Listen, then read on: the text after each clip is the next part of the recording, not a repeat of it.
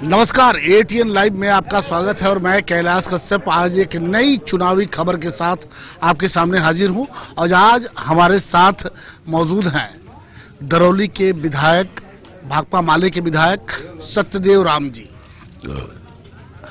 कहा यह जाता है कि भाकपा माले जो है वो गरीबों, दलितों और शोषित जिनका शोषण हुआ है उसकी पार्टी है। लेकिन चुनाव की जैसे चुनाव आयोग ने घोषणा की कि 28 नवंबर तक बिहार में सरकार का गठन हो जाएगा, उसके बाद से सभी पार्टियों ने अपनी पूरी ताकत झोंक दी है। और यहाँ तक कि जो बिहार की सरकार है नीतीश कुमार की, वो 15 साल से शासन में है। लेकिन 15 साल के बाद जब चुनाव की रणभेरी बजी तब उसे दलित कार्ड याद आया कि अगर किसी की दलित की हत्या होगी तो उसके परिवार को एक नौकरी मिलेगी। आज सबसे पहला हमारा सवाल होगा सत्यदेव राम जी से कि इस दलित कार्ड जो ऐन चुनाव के समय में इसकी घोषणा की गई है, इस चीज को वो किस नजर से देखते हैं? देखिए, 4 सितंबर को अनुसूचित जाति अनुसूचित जनजाति अत्याचार निवारण कानून के तहत जो निगरानी समिति बनी है उसकी मीटिंग थी और बिहार के अनुसूचित जाति अनुसूचित जनजाति के सभी माननीय सदस्य, विधायक और एमपी अपने अपने जिलों में थे और मुख्यमंत्री जी इसका संचालन कर रहे थे। उस मीटिंग में मैं भी था, सिवान में कल्याण विभाग से हम भी थे। और उन्होंने जिन जिन सवालों को पहले उठाए, तो हमारी जो बारी आई तो हमने कहा कि यह सब सवाल खोखला है। उन्होंने ज़मीन की बात उठाई तो हम शुरू से वासहीन गरीबों, अनुसूचित जाति अनुसूचित जनजाति के लोगों के ज़मीन की मांग हम 5 डिसमिल करते रहे। लेकिन जब हम मांग करते थे तो वो कहते थे कि अब ज़मीन कहाँ है, आप बकवास करते हैं। फिर उनके सुरक्षा की बात आई तो मैंने कहा कि माननीय मुख्यमंत्री जी, आपने जो ये मीटिंग आयोजित की है इसकी जितनी सराहना की जाए कम होगी, लेकिन जिस समय में आपने की है इसका कोई औचित्य नहीं है। और हमने बताया कि इधर के समय में इस सिवान में और पूरे बिहार में दलितों पर दबंगों का अत्याचार बढ़ा है और दलित जब थाने में जाता है तो उसका एफआईआर नहीं होता है। अगर किसी तौर तरीके से एफआईआर हो गया तो उन अपराधियों पर कोई कार्रवाई नहीं होती है। हालांकि इस पर थोड़ा वो बिगड़े थे। हमने ये सारी बातें कह दी और हमने कहा कि अब इसका कोई मतलब नहीं है। अब आपके विदाई का समय हो गया है और लोग विदाई की तैयारी कर रहे हैं और आप अनुसूचित जाति अनुसूचित जनजाति की सुरक्षा की बात कर रहे हैं। 15 वर्ष आपको याद नहीं आया कि हम ये मीटिंग करके उनकी सुरक्षा दें?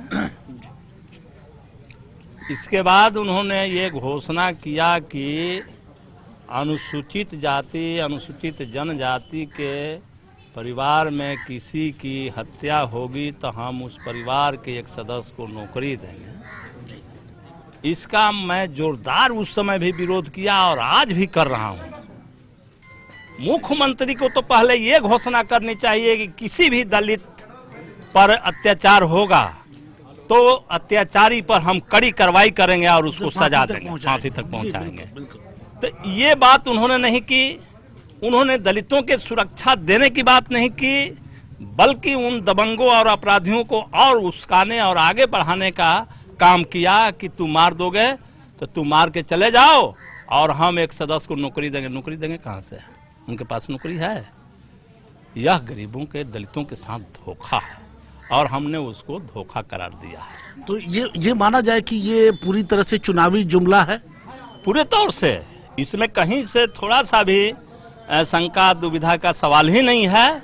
ये सरकार के जब ग्राफ गिर रहा है और हर क्षेत्र से वो सूचनाएं मिल रही है, अभी उन्होंने वर्चुअल रैली किया तो 850 लोग लाइक किए, 10,000 लोग उसको डिसलाइक किए, तो अब उनकी स्थिति यहाँ तक आ गई है और अब एक पागल की तरह बोलते जा रहे हैं। नहीं तो यह बात बोलने की जरूरत ही नहीं थी कि जो अनुसूचित जाति के लोग मारे जाएंगे तो हम नौकरी देंगे, इसकी कोई ज़रूरत नहीं थी। बल्कि उसके जगह पे इतना ही बोल देते कि कोई भी अनुसूचित जाति, अनुसूचित जनजाति के लोगों पर अत्याचार नहीं कर सकता है, उनकी हत्या नहीं कर सकता है, अगर कोई करता है तो हम उस पर कड़ी कार्रवाई करेंगे, तो ये बात थोड़ी अच्छी होगी। सर, आज आप जिस तरह से कोरोना महामारी को लेकर के लगभग 30 लाख, ये सरकारी आंकड़ा है कि 30 लाख बाहर से लोग आए हुए हैं, उसमें से बहुत से लोग तो अब वापस भी चले गए फिर रोजगार की तलाश में, चूंकि यहाँ तो कुछ है नहीं। ये ऐन मौके पे उनके रोजगार की बात नहीं करके इस तरह का दलित कार्ड खेलना, क्या नीतीश कुमार को ये एहसास हो गया है कि ये इस बार जनता उनको छोड़ने वाली नहीं है? देखिए, ये मजदूर जब आ रहे थे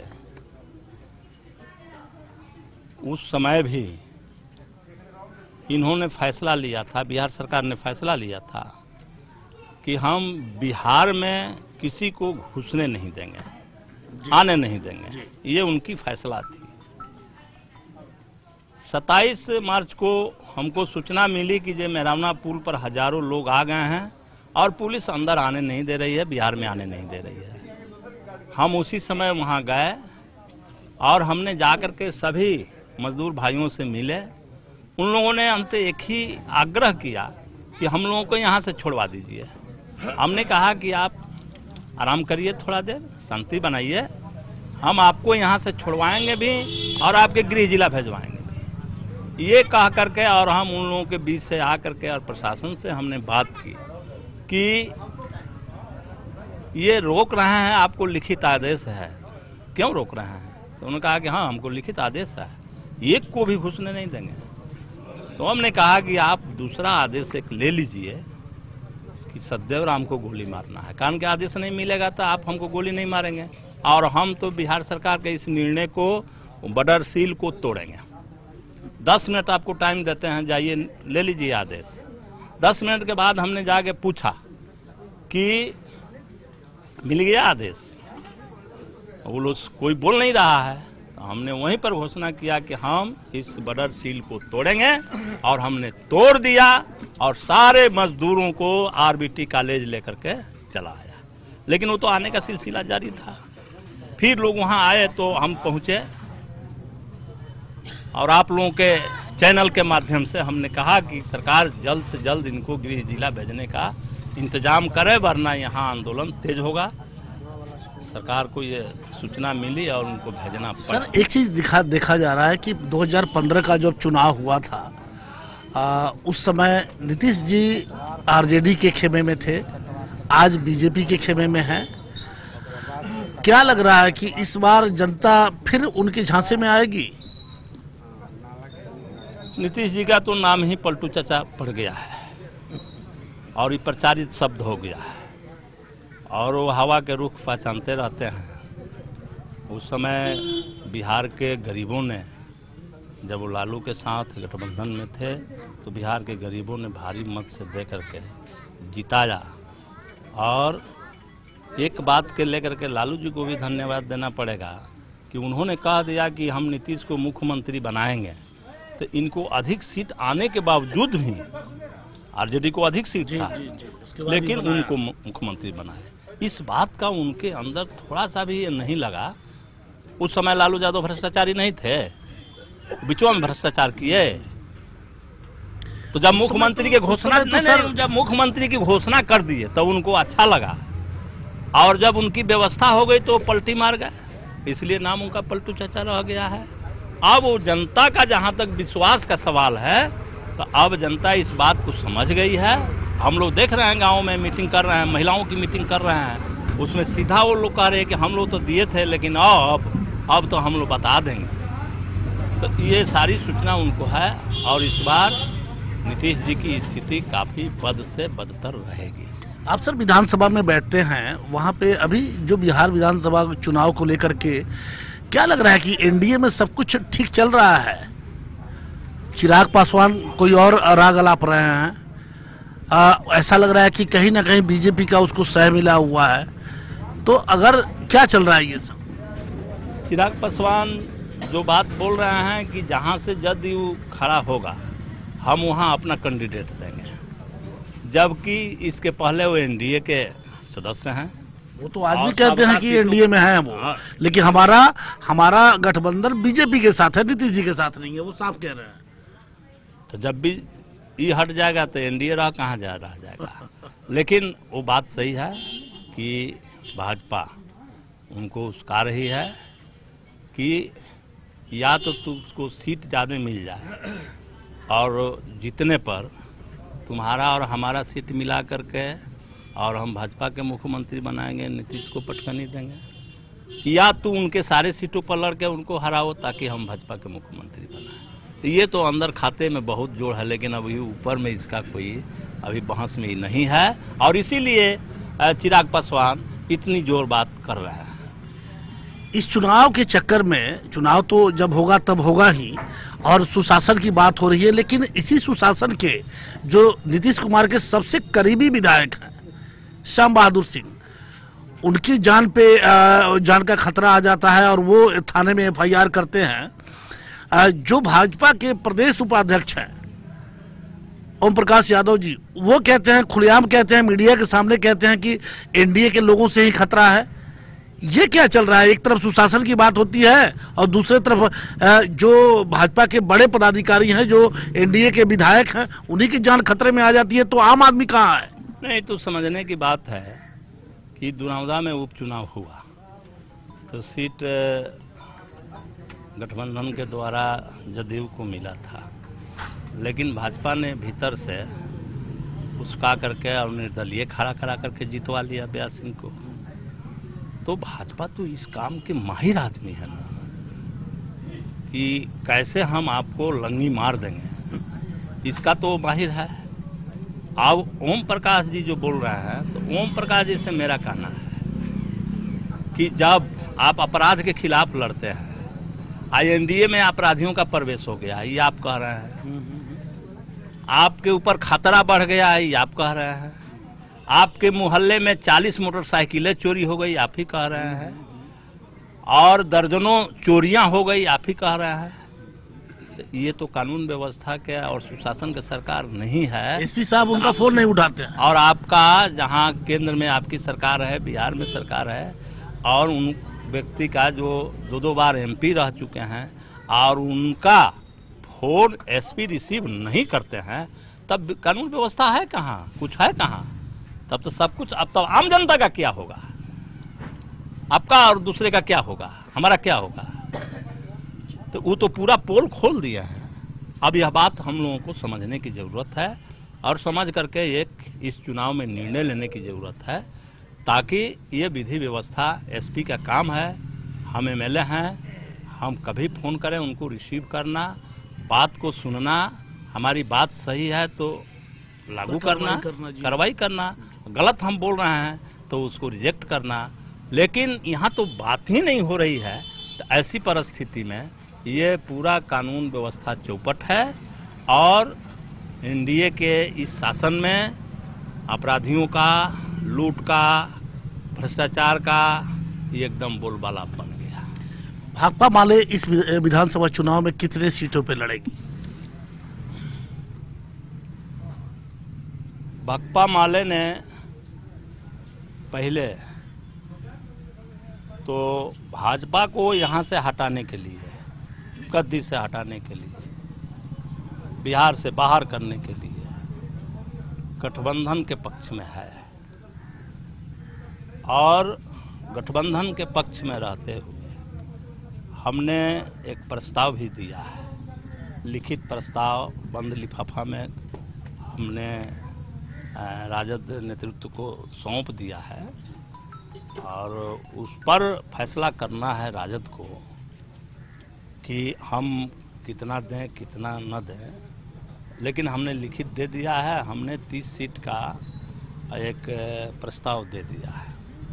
अब ये पूरे बिहार में? पूरे बिहार में। सिवान में कितना? सिवान में हम 3 सीट पर दे दिया। कौन कौन सा? हा? कौन कौन सा? छुपाने की क्या जरूरत है? हम कम्युनिस्ट पार्टी के लोग हैं और कम्युनिस्ट पार्टी संगठित करती है लोगों को और संगठित करके ही चुनाव लड़ती है, इसलिए कि हमारे पास तो कोई खजाना जमा है नहीं। हम तो लोगों से एक एक पाई मांगेंगे और उसी से लड़ेंगे। और वही जो हमारा कार्यकर्ता होगा वो पैसा भी देगा, वो वोट भी मांगेगा, वो संघर्ष भी करेगा।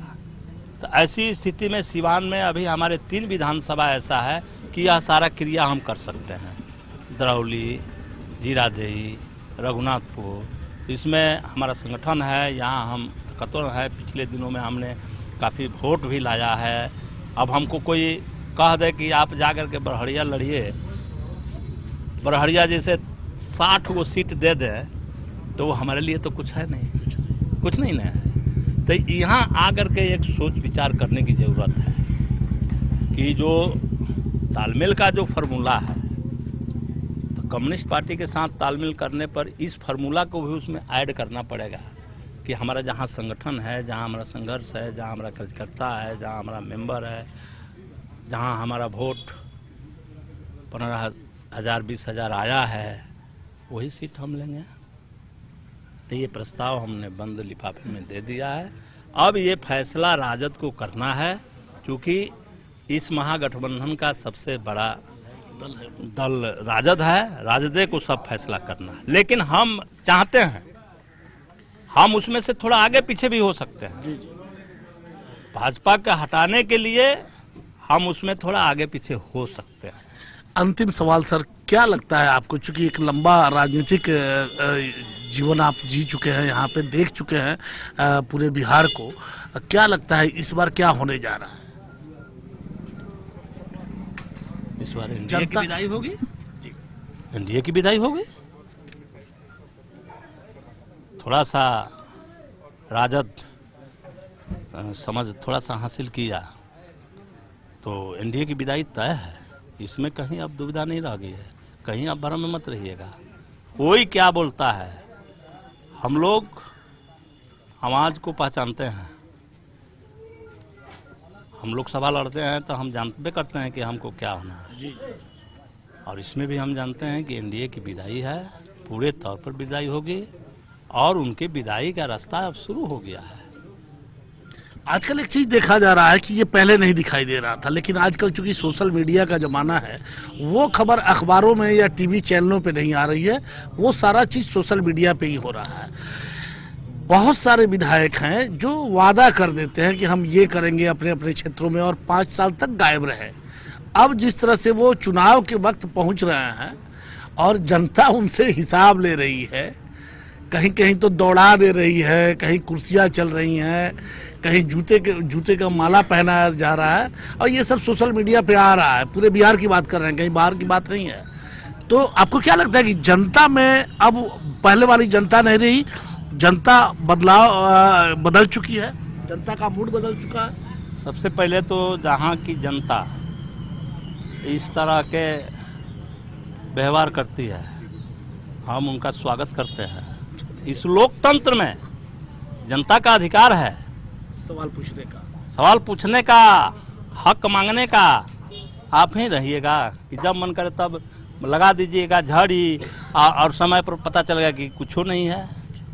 तो ये लोकतंत्र का ये पहला चरण है और ऐसा हो रहा है, तो मैं खुश हूँ और उस जनता का मैं जोरदार समर्थन करता हूँ। और आगे भी मैं कहता हूँ कि जनता का ये चेतना बढ़े। आप खाली कहिएगा कि ये युवा भारत है, युवा भारत है, नौजवान है, 40 करोड़ 47 करोड़ नौजवाने का देश है, और नौजवानों को ये रोजगार का कहीं पता नहीं है। वो क्या करेगा? वो क्या करेगा? भगाएगा नहीं तो, कुर्सी न चलाएगा तो अब शब्द नहीं बोलेगा तो वो क्या करेगा? भूखे मर रहा है, सारा रोजगार खत्म हो गया, जो पहले जो कुछ रोजगार था वो भी खत्म हो गया। तो ये तो जनता का सही निर्णय है और ये कहीं होता है और किसी के साथ होता है तो हम तो उसका स्वागत करेंगे। प्रधानमंत्री ने एक बात और कही है कि 50 साल ज़्यादा उम्र वाले जो कर्मचारी हैं अब उनको स्वैच्छिक रिटायर किया जाएगा। तो क्या ये फार्मूला अब राजनीति में भी लागू होना चाहिए? देखिए, ये फार्मूला की बात नहीं है, यह तो संविधान की बात है और इस सरकार संविधान को मानती ही नहीं है। जो एज का निर्धारण हुआ है वो तो संविधान के तहत है। तो संविधान के तहत आज 74 वर्षों से भारत में चल रहा है। अब आप एक फ्रिक्शन पैदा करने के लिए कि युवा और ऐसे बुजुर्ग के बीच एक फ्रिक्शन पैदा हो, ये तो गलत है। आप पहले ये बताइए कि आपने अपने शासनकाल में कितने रोजगार सृजन किए, ये क्यों नहीं बता रहे हैं? सृजन का आपकी पॉलिसी क्या है, ये नहीं कर रहे हैं। वो एक दूसरे के लड़ाने की बात है और संविधान को इनकार करने की बात है। इसे आगे मैं नहीं समझता हूँ। चलिए, आपने देखा कि अभी दरौली के जो विधायक हैं, माले के विधायक हैं सतदेव राम जी, उनसे बातचीत हो रही थी और साफ शब्दों में उन्होंने कहा कि बिहार की जनता इस बार विधानसभा चुनाव जो होने वाले हैं उसमें पूरी तरह से अपना मन बना चुकी है और 15 साल के जो नीतीश कुमार की जो क्रियाकलाप है, जो जिस तरह से उन्होंने काम किया है, वो जनता ऊब चुकी है। 15 साल एक रोजगार नहीं, यहाँ पे रोजगार नहीं है और रोजगार अगर तलाशने की भी बात आई तो हत्या, जब हत्या होगी तब आपको रोजगार मिलेगा। ये हत्या में रोजगार तलाशा है, जो शायद पूरे विश्व में इस बात की चर्चा हो रही है कि ये नीतीश कुमार ही है एक ऐसा व्यक्ति जो हत्या में भी रोजगार तलाश रहा है। तो इस तरह के बहुत सारी बातें हुई सतदेव राम जी से और जिस तरह से उन्होंने साफ शब्दों में कहा कि जो नेता जनता से वादा करके और उसको भूल जाए और जिस तरह से आजकल स्वागत हो रहा है नेताओं का, तो उनका समर्थन उन्होंने कहा कि बिल्कुल होना चाहिए। ऐसे लोग जो जनता वोट लेने के लिए तो आते हैं और वोट लेकर के भूल जाते हैं, ऐसे लोगों का जनता जिस तरीके से स्वागत कर रही है वो बिल्कुल सही है। तो अब देखना है कि इस बार के विधानसभा चुनाव में बिहार की जनता किस बात को सामने रख के और अपना सरकार चुनती है, ये तो आने वाला वक्त ही बताएगा।